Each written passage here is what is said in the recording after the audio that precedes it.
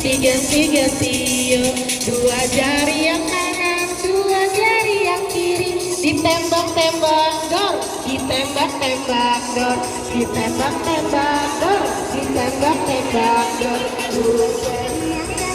Dua jari yang kiri, ditembak-tembak dor, ditembak-tembak. Lima jari yang kanan, lima jari yang kiri. Kanan untuk kiri.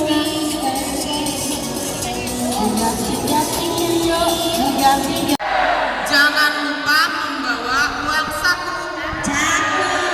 Selamat datang Bapak dan Ibu guru dalam workshop pembelajaran dengan paradigma baru.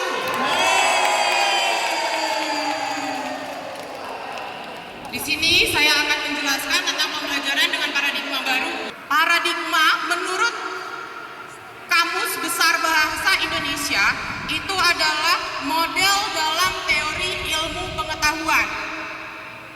Sehingga pembelajaran dengan paradigma baru adalah pembelajaran yang berorientasi pada pengembangan karakter dan penguatan kompetensi sesuai dengan profil pelajar Pancasila.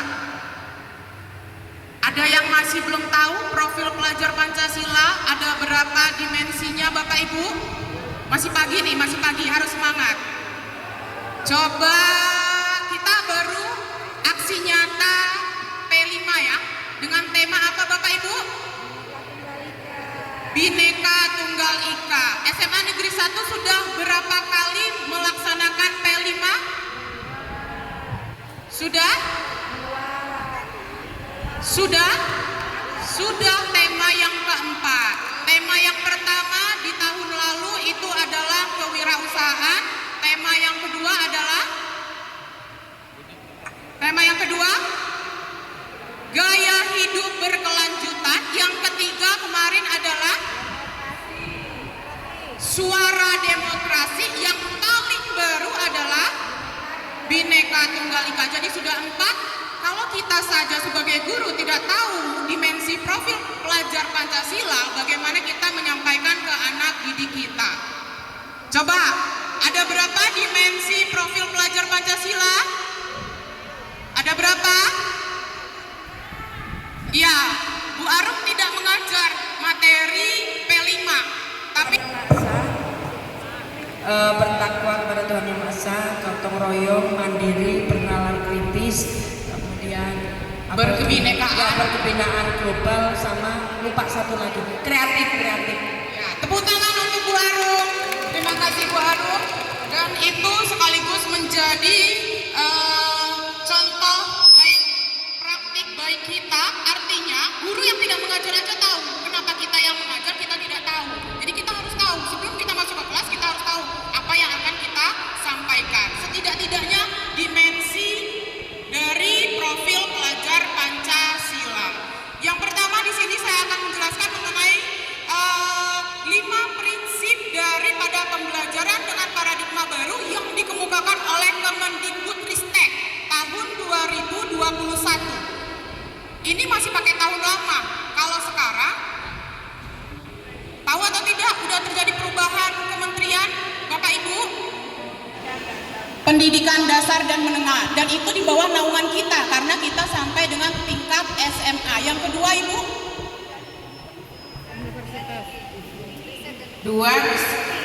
Pendidikan tinggi. Iya, Kementerian Pendidikan Tinggi, yaitu di bawah naungan perguruan tinggi yang ada di Indonesia. Dan yang terakhir Ibu? Iya, Kementerian Kebudayaan. Jadi kita guru harus tahu bahwa Kemendikbudristek ini sudah tidak lagi menjadi satu kesatuan dan sudah dilebur menjadi 3 kementerian, dan kita di bawah naungan Kementerian Pendidikan Dasar dan Menengah ya. Jadi ada 5. Yang pertama, pembelajaran dengan paradigma baru yang dapat diperankan oleh guru untuk mendukung proses pembelajaran yang berkualitas itu ada mempertimbangkan kebutuhan capaian belajar peserta didik. Sekilas tadi Bapak Pengawas kita sudah menyampaikan terkait dengan yang namanya, kalau kurikulum 2013 ada namanya KKM. Kalau kita saat ini kurikulum Merdeka ada istilah KKTP. Itu tidak serta-merta diambil, tapi itu berawal dari yang pertama ini, yaitu kebutuhan capaian belajar siswa. Pertama kali kita masuk sekolah bulan Juli, di minggu awal kita tidak langsung memberikan materi, tapi yang kita berikan adalah asesmen diagnostik. Ya, nanti hadiahnya dari Bu Arum, uang tunai 50 juta.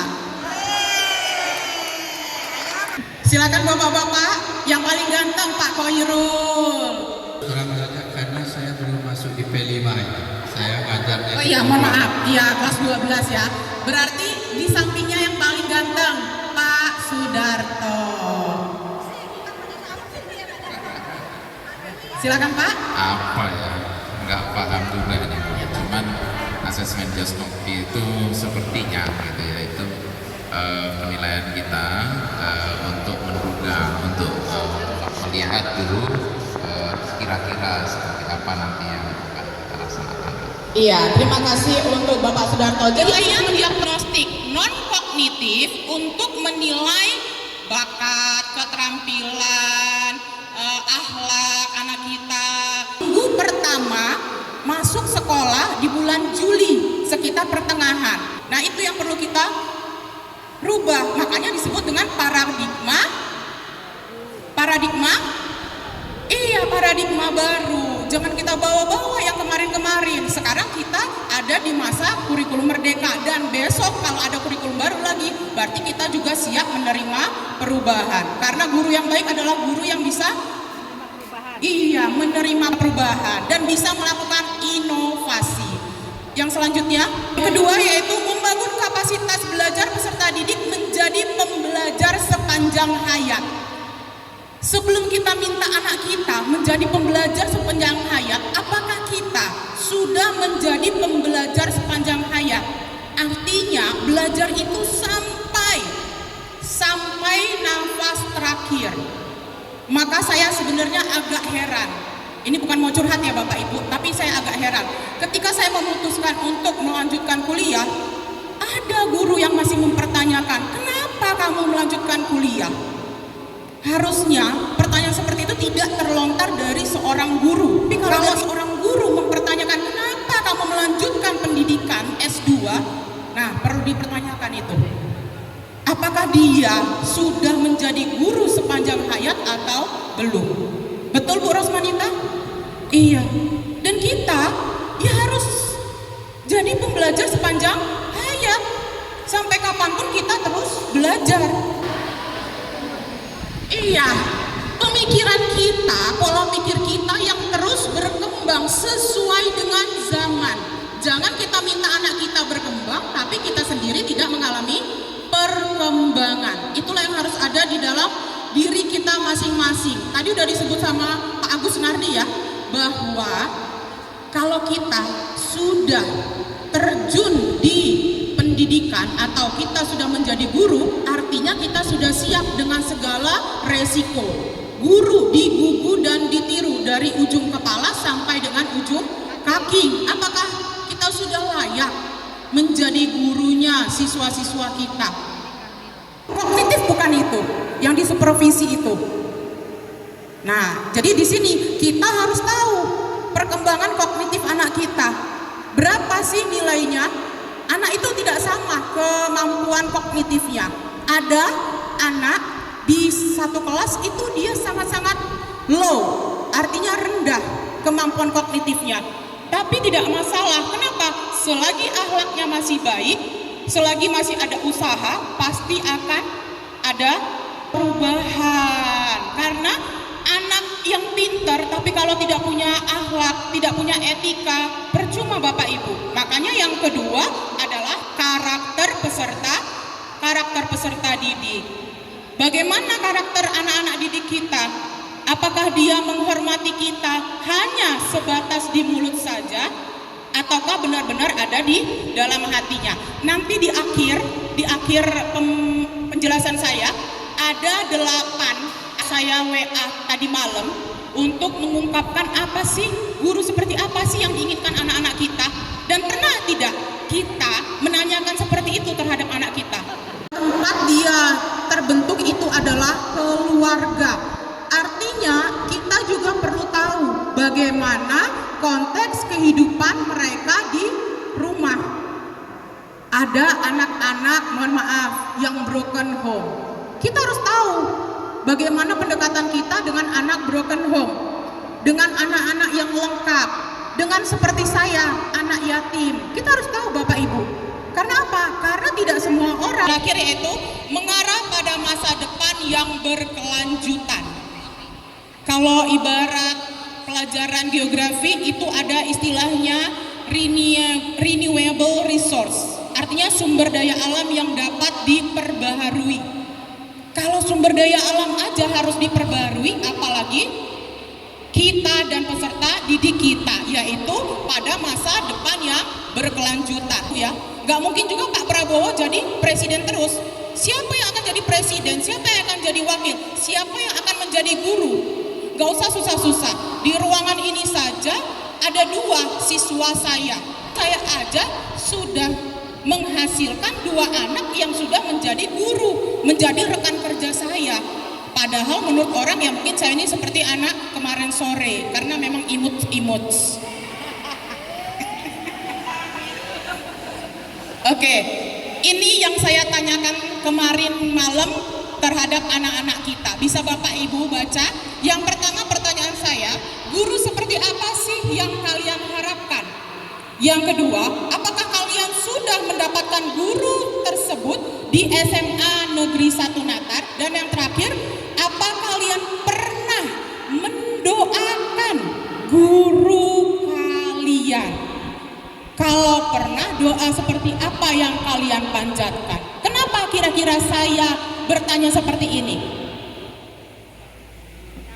Karena kita harus melakukan refleksi. Ini kan semester ganjil akhir ya Bapak Ibu. Kita harus melakukan refleksi.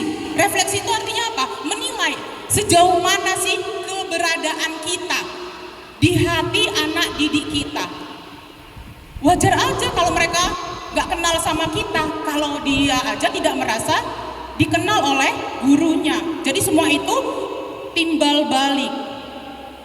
Saya itu sulit menghafal nama anak, tapi saya berusaha untuk mengetahui anak itu satu persatu ya. Yang pertama, ini jawaban anaknya. Guru yang asik kalau ngejelasin pelajaran gampang untuk dipahami muridnya. Kadang ada juga guru yang gak mau ngejelasin, tapi maunya anaknya paham pembelajaran.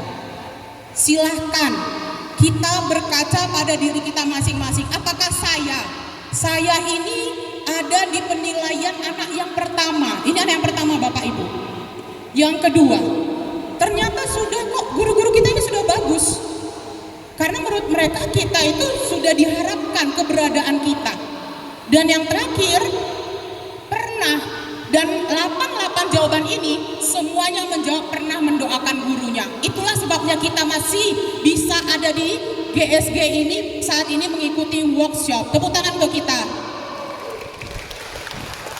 Tadi sudah disampaikan bahwa doa anak-anak kita itu itulah yang membuat kita menjadi orang-orang yang sehat, orang-orang yang kuat.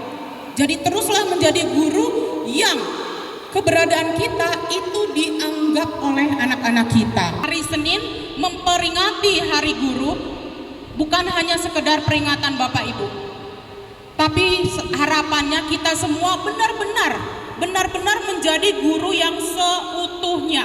Di kelas saya masih ada 2 anak yang belum dapat baju seragam tapis kelas 10 ya Bapak Ibu. Dari minggu lalu saya udah beritahukan di dalam kelas, saya sudah WA di grup wali murid, saya tidak menerima hadiah dalam bentuk apapun karena saya sudah digaji. Saya tahu anak saya masih 2 orang belum dapat seragam. Alangkah tidak punya hati nuraninya saya ketika saya menerima hadiah dari anak saya dalam kondisi dia tidak berkecukupan. Jadi pembiasaan yang tidak baik tidak usah dilanjutkan. Ini Bapak Ibu, sebenarnya inilah hadiah yang paling indah dari anak-anak kita. Doa dia untuk kita, bukan dalam bentuk bunga, bukan dalam bentuk hadiah. Lah guru itu udah pekerjaan kita Bapak Ibu. Kalau kita yang sertifikasi itu sudah profesi kita.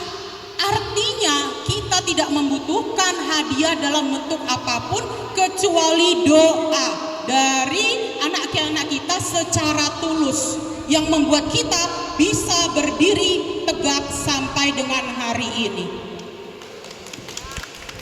Mohon maaf apabila banyak kekurangan dan kesalahan dari saya. Cukup sampai di sini. Semoga kita semua bisa menjadi guru yang digugu dan ditiru.